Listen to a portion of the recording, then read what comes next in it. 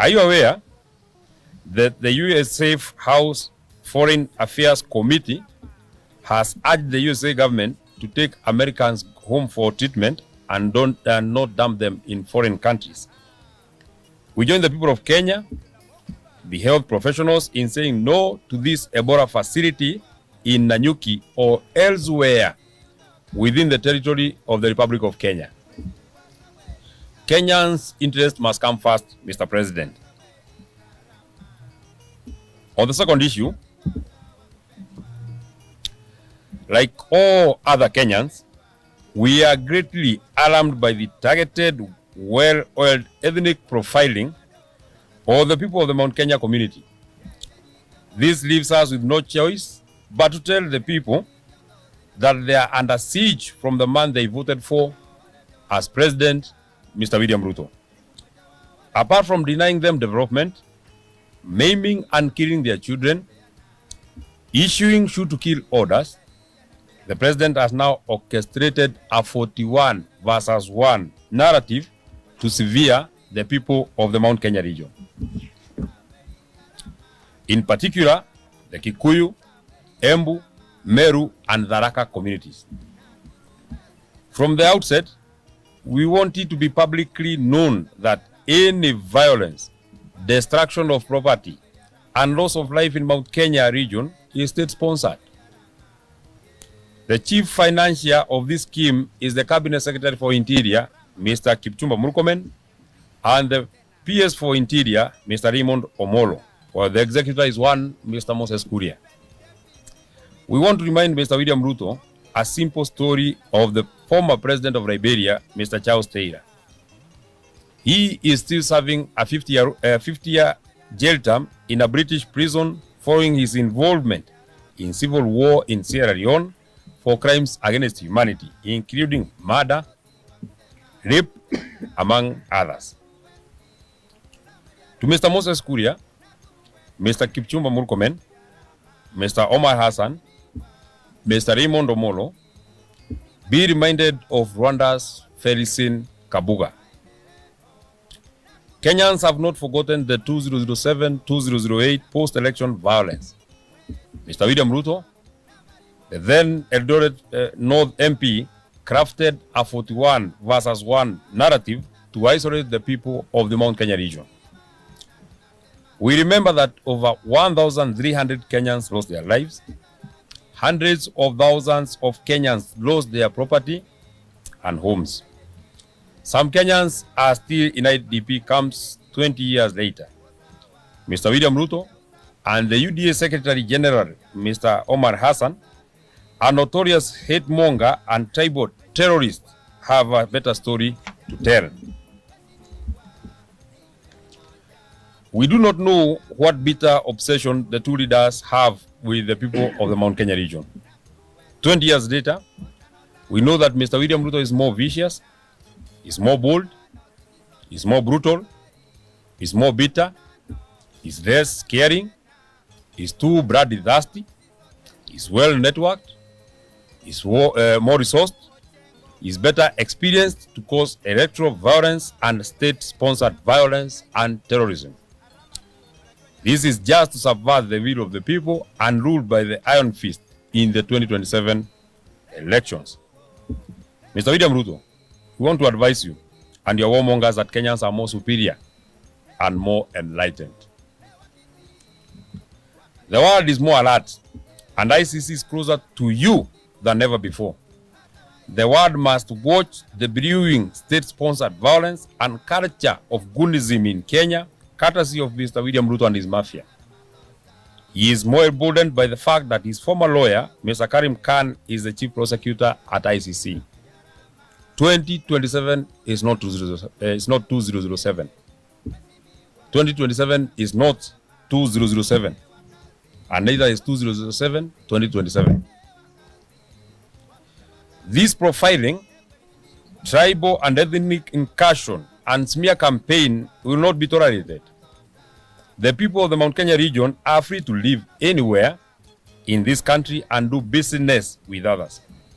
Fellow Kenyans, we want to take you back to the Gen Z protests of the year 2024 and the year 2025, and the subsequent Sabasaba Day protests.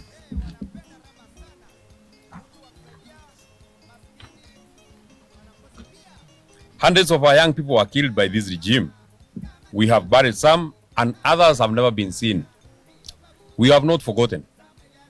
Other young people were pushed through the courts of law under terrorism charges, but they were later released because these were trumped up charges by the government of Mr. William Ruto. We know that the peaceful protests in the Mount Kenya region specifically were infiltrated by state-sponsored militia under police protection. These goons viciously attacked and torched national government offices in North Kalau, and at least 7 county government vehicles were torched.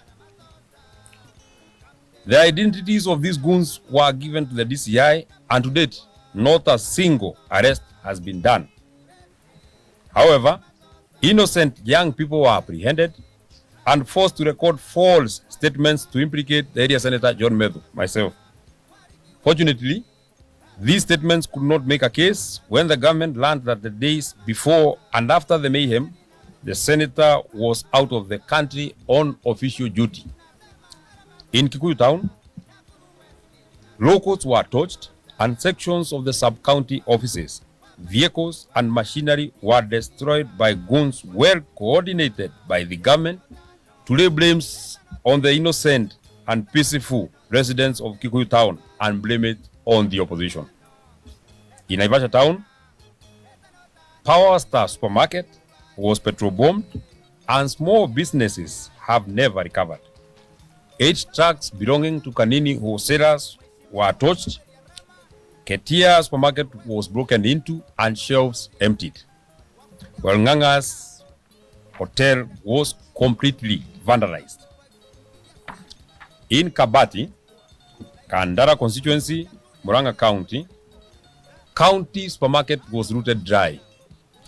The proprietor sounded an alarm 3 hours before the looting began, and not a single police officer showed up.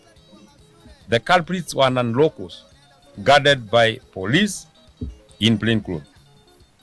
In Meru town, Maguna's supermarket was torched in broad daylight to lay blame on the DCP National Organizing Secretary, the Honorable Midhika Linturi. Video clips of police officers and goons torching the supermarket went viral online. No arrests were made. No arrests have been made. In Githurai, Kasmat supermarket was broken into and looted. It took over 4 hours before the police responded. Concurrently, the cooperative bank breaking took 2 hours in the same area, and no police officers appeared at the crime scene of crime. More recently, on the 18th of May 2026, when public transport services providers kept their vehicles off the road to protest the high fuel prices, protests in the Mount Kenya towns were infiltrated by state-sponsored goons. They destroyed property, blocked roads, and looted businesses. More such actions of state-sponsored violence have been meted to the people of Kajiado and Narok, specifically Kitengera and Kiserian towns. Dear Kenyans, we have given you the above selected cases to demonstrate the tribal incursion and targeted blackmail of the people of Mount Kenya. 2 weeks ago, at State House, Mombasa, Mr. William Ruto and Mr. Kithure Kindiki and UDA allied MPs of the Mount Kenya community within prompted Mr. Omar Hassan, the venomous UDA Secretary General, and Mr. Amason Kingi, the Speaker of the Senate, to a tribal offensive against the people of the Mount Kenya region. The script was well executed. They were later backed by the National Treasury Cabinet Secretary John Bandi and the Senate Majority Leader Aaron Cheruiyot. Mr. Omar Hassan has clearly told the people of Mount Kenya that they will never be anywhere near power. He called the people of Mount Kenya all manner of names. All this was in front of the president and his deputy, who were nodding happily.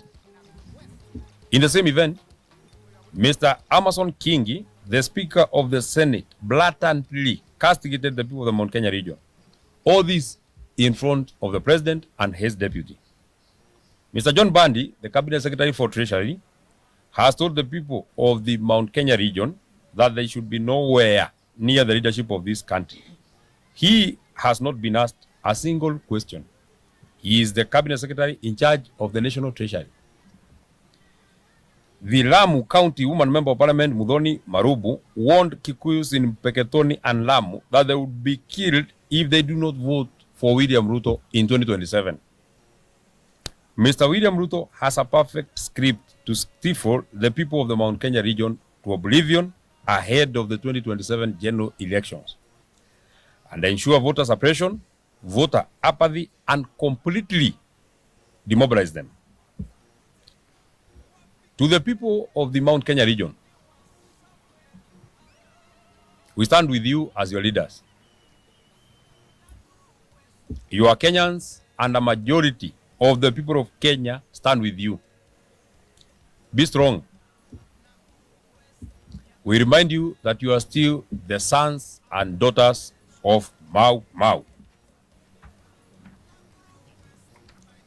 Since the government of Mr. William Ruto will not protect your businesses and your properties, you must invest in private security and secure your properties. Know your neighbor and keep watch. Ahead of the anticipated June 2026 Gen Z anniversary and the Finance Bill 2026 anticipated protest, we have received credible intelligence that Mr. William Ruto, through Mr. Kipchumba Murkomen, Mr. Raymond Omoro, and Mr. Moses Kuria, are planning to destroy businesses and property belonging to the people of the Mount Kenya region. Do not allow people not from your locality to protest and destroy property and your businesses. Remain peaceful and protect your towns and villages. Fellow Kenyans, we further heard that the UDA allied MPs from the Mount Kenya region were trying to shout at Omar Hassan, the UDA Secretary General, to resign. In fact, they gave him 48 hours to resign. It is now over 350 hours. Vote out if you're men. Vote out if you're women enough. Why haven't you called on Amason Kingi, John Bandi, Kithure Kindiki, and William Ruto to resign? We are not fools, and we are not your children. You are our colleagues, and we know you well. Further, we know that you're in the William Ruto script to split the mountain and introduce new wheelbarrow parties. We are waiting for you to vote out of UDA. Bring that wheelbarrow in whichever color. Some of your friends have been trying, and the dream hasn't taken off yet. Where were you when William Ruto killed hundreds of Gen Zs? Where were you when goons were wreaking havoc on our people? Where were you when Ruto unleashed goons on the people of Kenya? Where were you when Gikomba Market, Wakulima traders, Githurai and Roysambu traders were being harassed by Mr. William Ruto? Where were you when night demolitions were being carried out by Mr. William Ruto on the said markets? Where were you when children and women were attacked in churches in Wetima, Kariombangi, and Mweki? Had you lost your senses and you have found them now? Fellow Kenyans, the attacks sanctioned by Mr. William Ruto, Mr. Kipchumba Murkomen, Mr. Raymond Omolo, and executed by Mr. Moses Kuria and Mount Kenya, William Ruto allied MPs are being wheeled and carried out by the foreign police officers who have attacked women and children in Wetima and Mweki churches who have since been promoted to higher ranks. We have them in their names. We also have their service numbers. The team leader for the Nairobi Sierra Group is Mr. Major Nicholas Mwachovi. The other members of the group are Corporal John Maina, Corporal Vincent Maronga, Peter Matu, Owen Kagia, David Uchieng, Eric Obiero, Jeff Mutweri, Jackson Kioko, Kefa Okuoyo. Finally, we want to urge the people of Kenya to remain vigilant. Your life is in your hands.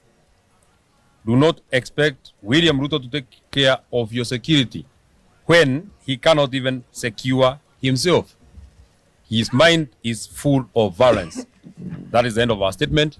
Thank you very much. Asanteni sana. It is very comprehensive. You need not to ask questions. Asanteni sana.